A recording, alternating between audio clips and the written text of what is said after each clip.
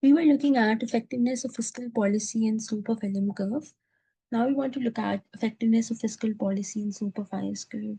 Before that, let's just recall that when we're talking about effectiveness here, we're talking about the effect on the size of output for a given policy change. So essentially, an effective policy is one that results in a large output response for a given policy change. So here we want to look at the effectiveness of fiscal policy and the slope of our IS curve. So we'll compare the effects of expansionary fiscal policy on output when IS curve is steep as in panel B and when it is flat as in panel A. We can see in each case, the expansionary fiscal policy is going to shift the IS curve to the right from IS to IS prime, and we're taking the slope of the LM curve to be the same in both panels because we want to isolate the effect of slope of IS curve on effectiveness of fiscal policy. Similarly, we could be implementing this expansionary fiscal policy to either an increase in G or a reduction in D. Regardless of however we are implementing it, the size of the effect is going to be the size of this policy we're taking to be same in both panel and panel B.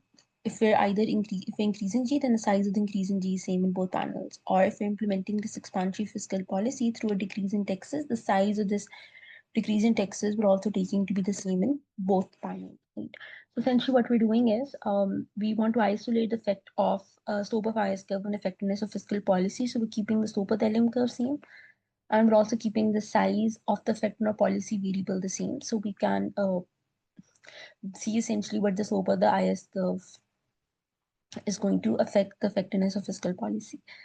So as the figure shows, the effect on output of expansionary fiscal policy is larger when IS curve is relatively steep as in panel B. Now this is a purely graphical analysis. We want to try to understand the economic intuition behind why the steep IS curve means a more effective expansionary fiscal policy. So now the economic intuition behind this is an understanding that in the diagram that we just saw, the steep IS curve reflects either a low interest responsiveness of investment or a low multiplier or both. Now the details of why a steep IS curve reflects this, we've already looked at when we discussed factors that influence the slope of the IS curve. So we already discussed this in detail, so we're not going to look into that right now.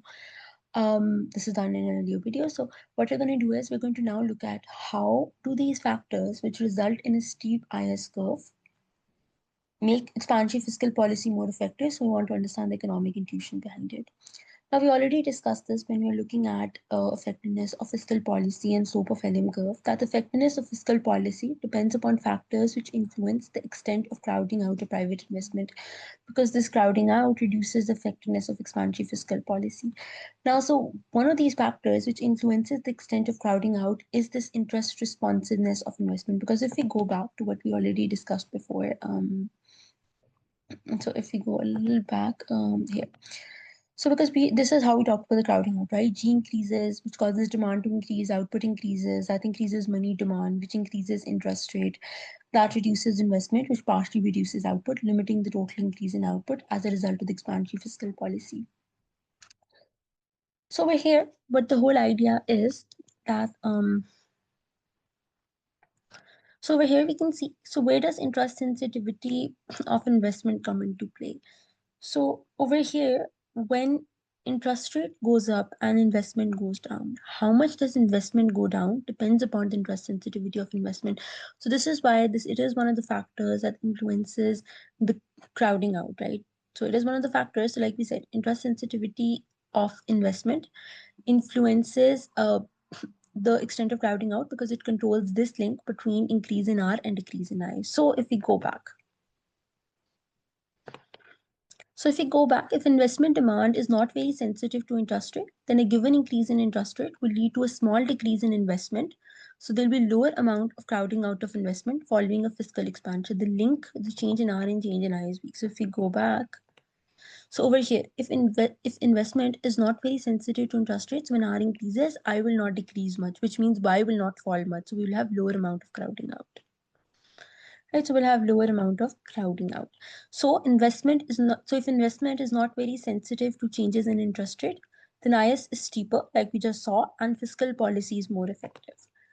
So, to summarize, the impact of a given fiscal policy stimulus on output is larger, as we discussed in an earlier video, when the LM curve is relatively flat or the IS curve is relatively steep, as both of these imply less crowding out, which tends to reduce the effectiveness of an expansionary fiscal policy. So, in conclusion, we have shown the effectiveness of monetary and fiscal policy depends upon the slopes of IS and LM curves, which in turn are determined by certain parameters of our model. In the case of fiscal policy, these parameters affect the extent of crowding out of private investment, which reduces the effectiveness of an expansionary fiscal policy. And in case of monetary policy, these parameters affect the strength of the monetary transmission mechanism through which monetary policy works. So this helps us to understand the economic intuition. Right? Graphically, though, we can see when is monetary or fiscal policy more effective, given different slopes of ICE and LM curve. But for the economic intuition, we need to look at the parameters that determine these slopes. And in the case of expansionary fiscal policy, these parameters will influence the extent of crowding out. And in the case of an expansionary monetary policy, they will influence the strength of the monetary transmission mechanism through which monetary policy works.